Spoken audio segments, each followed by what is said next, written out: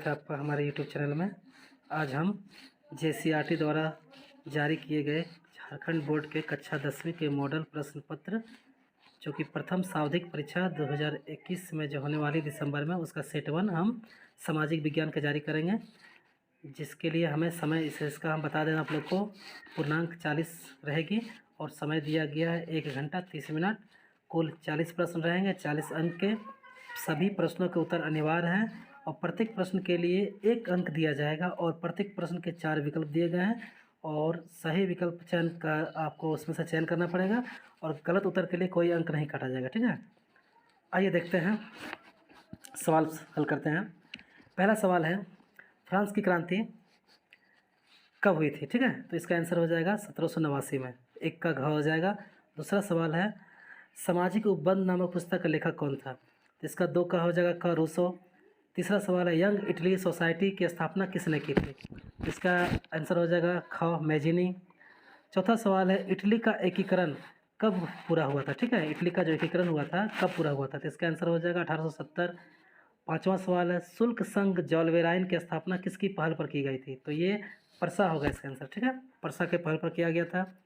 अब छठा नंबर प्रश्न है जो कि बहुत ही प्रसिद्ध प्रश्न है, जलियांवाला बाग हत्याकांड कब हुआ था? तो आप लोग को पता होना चाहिए, जलियांवाला बाग हत्याकांड अमृतसर में हुआ था।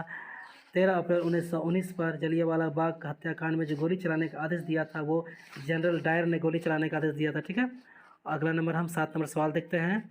हिंद स्वराज नामक पुस्तक रचना किसने की थी?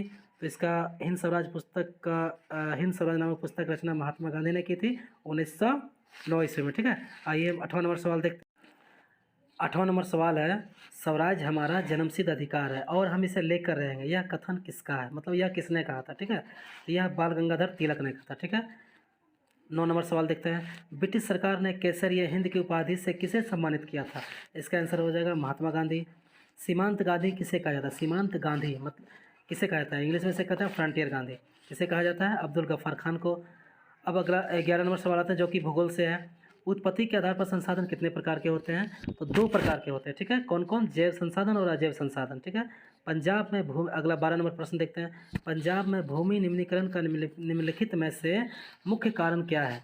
तो पंजाब में भूमि निम्नीकरण का मुख्य रूप से क्या कारण है? इसका कारण है अधिक सिंचाई। ठीक है, 13 नंबर सवाल देखते हैं। प्रथम पृथ्वी सम्मेलन का आयोजन किस वर्ष किया गया था? तो 1992 में किया गया था। किस राज्य में काली मृदा मुख्य रूप से नहीं पाई जाती है? मतलब कि किस राज्य में काली मिट्टी जो है नहीं पाई जाती है? तो महाराष्ट्र में पाई जाती है, गुजरात में पाई जाती है, मध्य प्रदेश में पाई जाती है, राजस्थान में नहीं पाई जाती है। इसका आंसर हो जाएगा 14 का घ। 15 नंबर देखते हैं, इनमें से कौन सी टिप्पणी प्राकृतिक वनस्पति जात और प्राणी जात के ह्रास का सही कारण नहीं है? तो देखिए, प्राकृतिक वनस्पति जात और प्राणी जात के ह्रास मतलब उसका कमी का कारण नहीं है। तो देखिए, कृषि प्रसार अगर हम ज़्यादा करें तो उसका कारण नहीं होता है। ठीक है, बाकी तीनों जो ख ग घ है ये उसका सही कारण है, लेकिन कृषि प्रसार कारण नहीं है। बाघ परियोजना की शुरुआत किस वर्ष हुई थी? 1973 में हुई थी। ठीक है, 16 का ख। 17 नंबर सवाल देखते हैं। अंतर्राष्ट्रीय प्राकृतिक संरक्षण और प्राकृतिक संसाधन संरक्षण के द्वारा विभाजन में किस श्रेणी को रखा गया? ठीक है, तो देखिए इसमें किसको रखा गया? संकटग्रस्त जातियाँ, दुर्लभ जातियाँ, लुप्त जातियाँ, तो इनमें से सभी को रखा गया। ठीक है, 18 नंबर सवाल देखते हैं। 14वीं शताब्दी में किसने दिल्ली में श्री फोर्ट क्षेत्र में जल की सप्लाई के लिए हौज खास का निर्माण करवाया था? तो देखिए, दिल्ली में जो हौज खास का निर्माण करवाया था ना, ये जो 14वीं शताब्दी में करवाया था। ये जो चारों ऑप्शन है आपका, ये चारों ऑप्शन गलत है, ये मिस प्रिंटिंग है। ठीक है, इसको छोड़ दीजिए, आंसर इसका खिलजी होगा। ठीक है, अब देखिए 19 नंबर देखिए प्रश्न। 19 नंबर भी देखिए, निम्नलिखित में से कौन सा वक्तव्य बहुउद्देशीय नदी परियोजनाओं के पक्ष में दिया गया तर्क नहीं है? क नंबर है, क ख ग, इसको देखिए, ये तर्क वाली सवाल है। ठीक है, इससे आप खुद सोचिएगा। ठीक है, आते हैं 20 नंबर पर। देखिए, सरदार सरोवर बांध किस नदी पर बनाया गया था? ये आप जानते होंगे, सरदार सरोवर बांध नर्मदा नदी पर बनाया जा रहा है। इसके लिए एक आंदोलन भी चली थी, मेधा पाटेकर नाम की महिला थी जो आंदोलन कर रही थी वहाँ पर। ठीक है, देखिए 21 नंबर देखते हैं सवाल, सामान्यतः किसी देश का विकास किस आधार पर किया जा सकता है? तो देखिए, प्रति व्यक्ति आय पर भी किया जा सकता है, औसत साक्षरता दर देखते हैं वहाँ पर, लोगों की स्वास्थ्य स्थिति भी देखते हैं, तो मतलब उपरोक्त सभी होगा इसका आंसर। ठीक है, 22 नंबर सवाल देखते हैं। मान लीजिए कि किसी देश में 4 परिवार हैं, इन परिवारों की प्रति व्यक्ति आय 5,000 रुपया है। अगर 3 परिवारों की आय क्रमशः 4,000 से रुपया 7,000 और 3,000 है तो चौथे परिवार की आय कितनी होगी? इसका आंसर हो जाएगा 6,000। ठीक है। 23 नंबर सवाल देखते हैं, मानव विकास रिपोर्ट देशों की तुलना किस आधार पर की जाती है? तो ये देखिए, हम स्वास्थ्य पर भी देखते हैं, शिक्षा पर भी देखते हैं और प्रति व्यक्ति आय पर भी देखते हैं। ऐसा प्रश्न आगे भी आया था, एक है ना, उससे जैसा मिलता जुलता था, ठीक है। तो इसका आंसर हो जाएगा घ, 23 का घ, उपरोक्त सभी। आइए हम 24 देखिए, 24 नंबर सवाल है, एक वर्ष में पैदा हुए प्रति 1000 जीवित बच्चों में से 1 वर्ष की आयु से पहले मर जाने वाले बच्चों की संख्या क्या कहलाती है? तो 1 वर्ष पूरी जो नहीं कर पाती है, जो जीवित बच्चा होता है, उसे हम शिशु कहते हैं। तो इसका आंसर हो जाएगा शिशु मृत्यु दर, ठीक है। अगला 25 नंबर सवाल है, वन उत्पादक संग्रह किस क्षेत्र की गतिविधि है? मतलब वन से जो भी हमें उत्पाद मिलती है वो किस श्रेणी में रखा गया उसको, ठीक है। तो ये हो जाएगा प्राथमिक श्रेणी, मतलब प्राथमिक क्षेत्र में, ठीक है।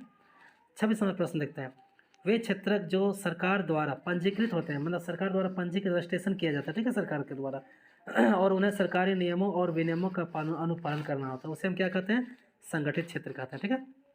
27 नंबर देखते हैं, रमेश, सुरेश, नरेश और राकेश 4 भाई है, ठीक है। रमेश, सुरेश और राकेश 4 भाई है। रमेश खेतों में काम करता है, सुरेश किसी फैक्ट्री में मजदूरी करता है, नरेश एक शिक्षक और राकेश एक टैक्सी ड्राइवर है। इनमें से किसका कार्य सेवा क्षेत्र के अंतर्गत आता है? देखिए, इसमें सेवा का क्षेत्र में कौन है? देखिए, नरेश एक शिक्षक है, वो सेवा दे रही है, बच्चों को पढ़ा रही है, ठीक है। भले उसके बदले वो फी ले रही है, वो अलग बात है, ठीक है, वो जरूरी है।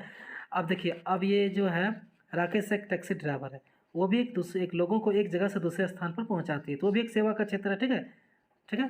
बदले में लोगों उसके भुगतान करते हैं, वो अलग मैटर है, ठीक है। अब देखिए 28 नंबर सवाल देखते हैं, इसका आंसर हो जाएगा नरेश और राकेश, 27 का ग। 28 नंबर सवाल देखते हैं, रोहन एक अकुशल बेरोजगार युवक है, वह रोजगार की गारंटी देने वाली सरकारी योजना मनरेगा के तहत अपना पंजीयन करवाता है। रोहन को वर्ष में कितने दिनों की रोजगार की गारंटी मिलेगी? तो सरकार के द्वारा इस नियम के अनुसार लोगों को सरकार 100 दिन के काम की गारंटी देती है। अगर काम ना मिले तो आपको सरकार भत्ता देगी, ठीक है। आपको भी काम ना मिले तो आप भी मनरेगा में अपना नाम रजिस्ट्रेशन करवा सकते हैं, ठीक है। देखिए, एक खेत में लक्ष्मण, 29 नंबर सवाल देखते हैं, एक खेत में लक्ष्मण और उसके परिवार के 4 व्यक्ति काम करते हैं, जिसमें सालाना 20 क्विंटल गेहूं का उत्पादन होता है। लक्ष्मण का चचेरे भाई करण ने 1 वर्ष तक उसके परिवार के साथ मिलकर कार्य किया, परंतु उस वर्ष कुल उत्पादन में कोई वृद्धि नहीं हुई।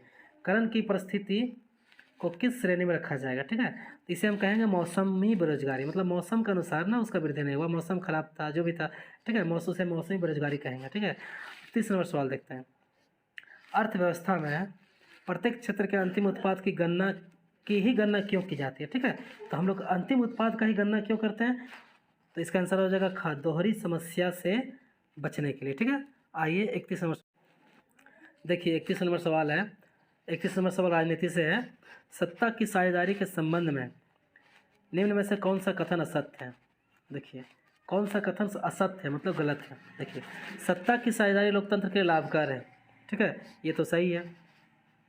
इससे सामाजिक समूहों में टकराव का अंदेशा घटता है, सही है। अगर सत्ता को, अगर वहाँ के लोगों में सही तरीके से अगर बंटवारा नहीं करेंगे तो टकराव होगा, अगर सही से सत्ता की साझेदारी हम कर देंगे तो टकराव नहीं होगा, ठीक है। ग नंबर है, यह अस्थिरता एवं आपसी फूट को बढ़ाती है। अगर हम सत्ता को सही ढंग से नहीं करेंगे, नहीं बांटेंगे तो वहाँ पर आपसी फूट बढ़ जाएगी, ठीक है। तो ये कथन क्या है? गलत है। ग नंबर 33 का ग, अब सत्ता में लोगों की भागीदारी बढ़ाती है, ये सही है, तो गलत कौन है? 31 का ग, ठीक है। अब 32 में देखते हैं सवाल, अब सवाल नंबर 32, निम्न में कौन बेल्जियम का एक भाषाई समूह नहीं है? इसका आंसर हो जाएगा स्पेनिश। 33 नंबर सवाल देखते हैं, स्वतंत्र राष्ट्र बनने के बाद श्रीलंका में किसे राजभाषा घोषित किया गया?